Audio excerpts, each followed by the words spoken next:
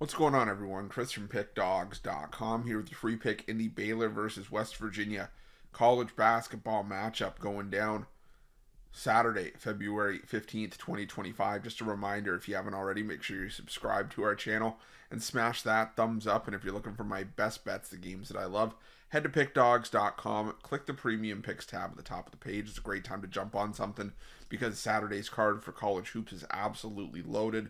150 games in the college basketball card, and we've got lots of action to be had, lots of money to be made. For me, the 3-day and 7-day passes are usually less than buying each of Saturday's daily packages individually. So make sure that you jump on board, whether it's with a daily or long-term pass. Remember to use that promo code PICK at checkout for 15% off your purchase. We've also got products for those who make big bets and for those with big bankrolls, those looking for a VIP experience where you're going to get things like late alert plays closer to game time. We're going to track line movement for you, try to get you the best possible number compared to the closing line. So if that sounds like something that you're interested in, text the number on the screen for more information, even if it's just to find out if it's right for you. But let's get to this one between West Virginia and Baylor. We got some Big 12 action on the board.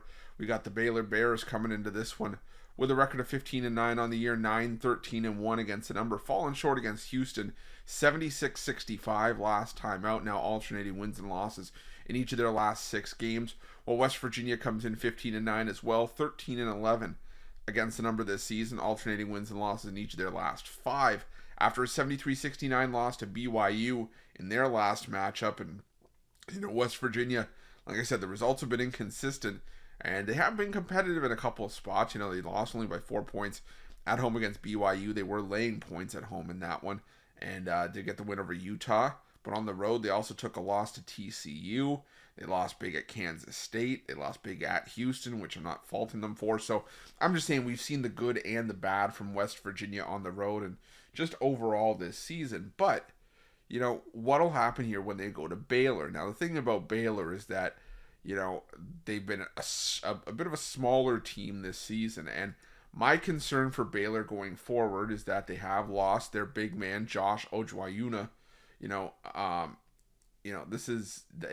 a big loss. I mean, he was their tallest player at 6'10", and outside of that, I mean, you only have one player over 6'7".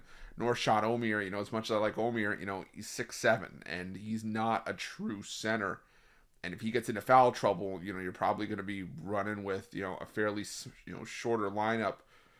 Maybe Jalen Celestin as your center at 6'7" as well, but that's not going to work long term. It's going to be really, really tough to sustain that, especially in terms of rebounding in a really solid, Big 12. But that's not going to hurt them here, I don't think, because West Virginia is also a fairly small team in the amount of players that they use. I mean, they only have one player, that's really seen minutes this season that's above 6'8". So, I think that Baylor won't be, hurt by size here on the glass. And this is a West Virginia team that, is not a great rebounding team. 302nd in the country in offensive rebounding percentage. 267th nationally in offensive rebounding percentage allowed on the defensive end of the floor. And like I said, Omier's been a player that even at 6'7", normally finds ways to have big days on the glass. I mean, prior to having just 5 rebounds against Houston, this was a guy that had 3 straight double doubles, and against UCF, Texas Tech, and Kansas. So I think that like I said, I don't think he's going to be hurt here with that. And I think that's going to be big for Baylor here. Now, this is also a Baylor team that when you look at some of their recent results at home, they've been able to beat up on teams. They beat up on UCF by 15 points, put up 91 points in that game. Beat up on Kansas by double digits. They have a nice win over Kansas State. And I think that Baylor can get a solid win here. West Virginia, like I said, just been an inconsistent team away from Morgantown. But I think being at home here is going to be the thing that pushes Baylor over the edge and helps them get the win and cover here. 8.5 does feel like a big number, but I think that Baylor can get the job done with the advantage on the glass. I'm going to take Baylor in this one, and that's going to be my free pick.